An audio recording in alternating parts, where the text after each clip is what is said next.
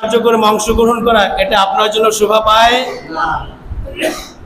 কারণ আমি মুসলমান, আমি আল্লাহ রাসূলকে মানি, আমি আল্লাহকে মানি। আমার রাসূল গান পছন্দ করেন না, আল্লাহ পাক রব্বুল আলামিন তিনি গান পছন্দ করেন না, তাই আমিও পছন্দ করি না।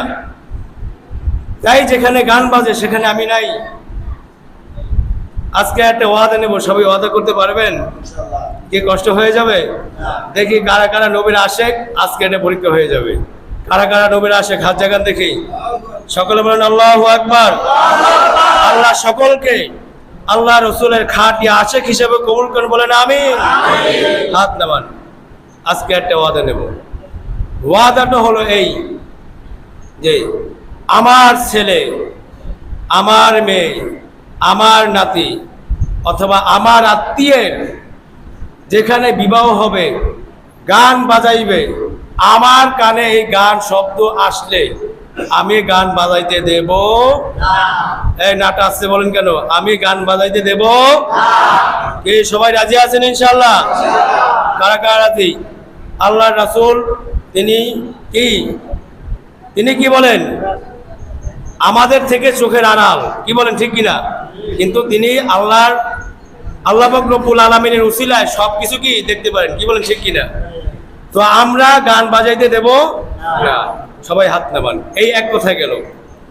দ্বিতীয় আর একটা কথা হলো যে যেখানে গান বাজবে, এখন তো গান অনেক কিছুতে বাজে, বিবাহে বাজে, এরপরে এর আগে গায়ে হলুদ হয় সেটারে বাজে। গায়ে হলুদ নিয়েও তো কত কথা। এই যে গায়ে হলুদ আমাদের সমাজে যে একটা কুসংস্কার চলছে, একটা যুবক ছেলেকে যুবতী মেয়েরা তাকে গোসল করাইতেছে, বলে না নাউজুবিল্লাহ। কে আপনাদের দেশে এগুলো করায় না? কারা করায়? মামাতো বোন, ফুফাতো বোন, খালাতো বোন, বিভিন্ন বোন। আজকে সুযোগ বাইকে সুন্দর করে গিলা ফাটাইয়া পাড়া পুদা ভাইঙ্গা বাড়ি সব একখান কইরা এরপরে কি সুন্দর করে গোসল করায় টইলে ডাইলা, কি বলেন ঠিক কিনা? আচ্ছা এটা কি জায়েজ আছে বলেন? হ্যাঁ জায়েজ আছে। আসছে কর জায়েজ আছে বলেন? তাহলে এগুলো সমাজে আছে? আছে না? এই রকম গায়ে হলুদ আমরা মানবো না। কারা কারা মানবেন হাত জাগান দেখি। আপনারা মানবেন? আরে ওটা হাত জাগাইছেন, হাত না মান। কারা কারা মানবেন না হাত জাগান সবাই। এই রকম গায়ে হলুদ আমরা মানবো। এই যে গায়ে হলুদ আমাদের সমাজে প্রচলন আছে, আমরা যেখানে দেখবো সেখানে আমরা প্রতিরোধ করব। ইনশাআল্লাহ পারবো সবাই? আমরা সেখানে বলে দিব, ছেলে আপনি হলুদ বাটেন, এবার গিলাস ছেঁচেন, আরো 14 পদ মশলা সব দিয়া ছেলেকে বলেন যে বাবা তুমি যাই গোসল করো। এখন এই ছেলেকে ফুফি, মা, খালা তারা কি গোসল করাবে? এই দামড়াটা এতদিন পর্যন্ত সে নিজে গোসল করতে পারছে, এখন বিয়ের দিন যুবক যুবতী দিয়ে গোসল করা লাগবে, এটা কেন? এইগুলা থেকে সমাজকে মুক্ত রাখতে হবে। পারবো না ইনশাআল্লাহ? যেখানে গান বাজবে, এই দুইটা কথা হলো, একটা হলো আমি গান কোথাও যদি বাজে কি আমি সেখানে প্রতিরোধ করবো। পারবো না ইনশাআল্লাহ? আজকে দেখবো আশেকে রসুল তারাই হবে যারা এই কথা মানবে, আর আশেকে রাসূল তারা হবে না যারা এই কথা মানবে না।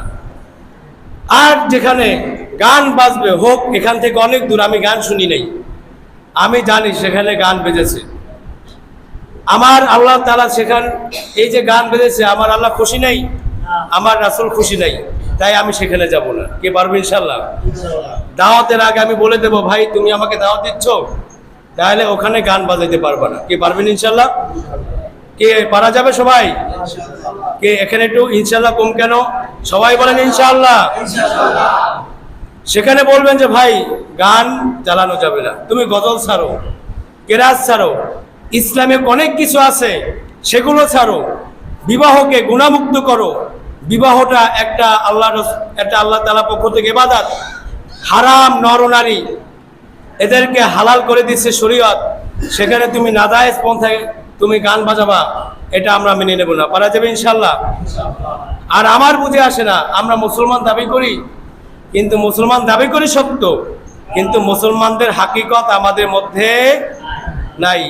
পাগড়ি আছে, টুপি আছে, পাঞ্জাবি আছে, মুখে সুন্দর সুন্দর কথা আছে, সব জায়গা মতো আছে, ভিতরে নাই। আমরা কায়ায় মানুষ আছি, আমাদের হাত আছে, মানুষ হিসেবে হাত আছে, মানুষ হিসেবে আমাদের চোখ আছে, মানুষ হিসেবে আমাদের অঙ্গ প্রত্যঙ্গ আছে, অথচ ভিতরে মানুষ নাই। আমরা ভিতরে আমরা এক প্রকার পশুর মতো হয়ে যাচ্ছি। কি বলেন, ঠিক কিনা?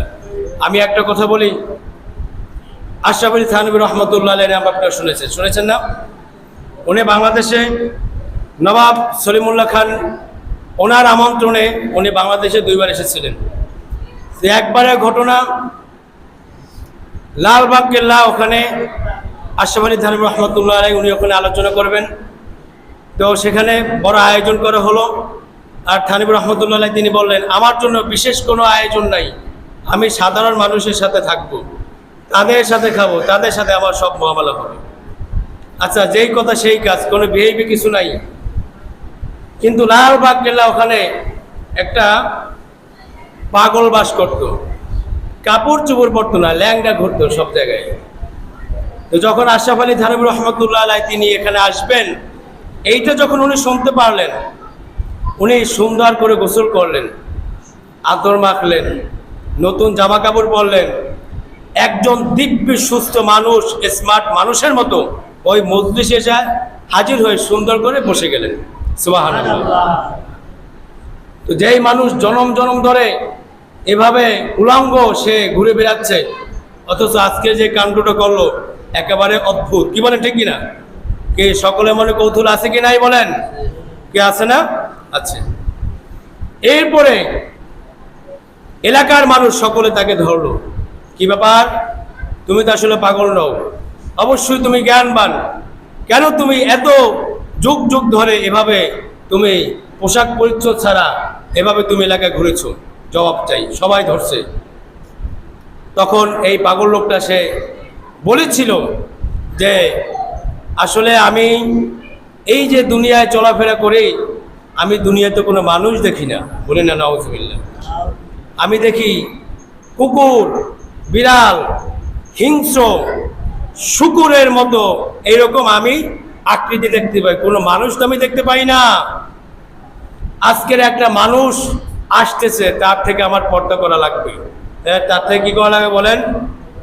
সেই পর্দা করা লাগবে বিধায় আজকের আমি ওই মানুষের সম্মানে আমি সুন্দরভাবে এরকম সেজে গুজে এখানে এসে বসে গেছি। বলেন না সুবহানাল্লাহ। দেখেন আশরাফ আলী থানভী রহমতুল্লাহ আলাইহি তিনি কবে ইন্তেকাল করেছেন? 1943 সালে। আজকের কথা বলেন, অনেক আগের কথা না? প্রায় 80 বছর হয়ে গেছে। ওই সময় হাল যদি মানুষ এমন থাকে, আজকের আমি যে বলেছিলাম আমরা আকৃতিগত মানুষ আছি, মাথায় আমাদের টুপি আছে, গায়ে আমাদের পাঞ্জাবি আছে, আমাদের তাহাজ্জুদ আছে, নফল আছে, ইশরাক আছে, জিকির আজকার আছে, সব আছে, কিন্তু ভিতরের মানুষ আমরা নাই, খালি হয়ে গেছে। ভিতরে মানুষ দরকার, যেটাকে আসল মানুষ বলে। কি বলেন, ঠিক কিনা? তো যাই হোক, কিছু কথা বললাম। আল্লাহ পাক রব্বুল আলামিন আমাদেরকে যেন এই সিরাতুন নবী আলাইহিস সালাতু ওয়াস সালাম এর মাহফিল থেকে, মিলাদুন নবী আলাইহিস সালাতু ওয়াস সালামের মাহফিল থেকে রাসূল করিম সাল্লাল্লাহু আলাইহি সাল্লামের পূর্ণ অনুসরণ করে আমরা যেন জীবন চালাতে পারি, আল্লাহ তাআলা সেই তৌফিক দান করে দেন। আমিন। আমি 3টে কথা বলেছিলাম, খেয়াল আছে কি? বিবাহে গান বাজানো যাবে? আমার ছেলে হোক, নাতি হোক, আত্মীয় সম্পর্কিত যেই হোক, গান বাজাইতে আমি দেব না। যেখানে গান বাজবে আমি যাব না। তাদেরকে পরামর্শ দেব, গান কেন বাজাও?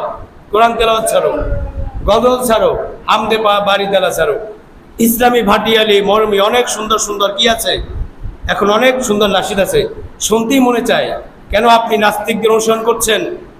কেন আপনি যারা মুশরিক, যারা কাফের, যারা ইহুদি, যারা খ্রিস্টান, যারা আল্লাহ রাসূলকে গালি দেয়, যারা কোরআনকে অবিশ্বাস করে, আপনি মুসলমান হয়ে কোরআনের অনুসারী না হয়ে কিভাবে তাদের অনুসারী হয়ে গেলেন?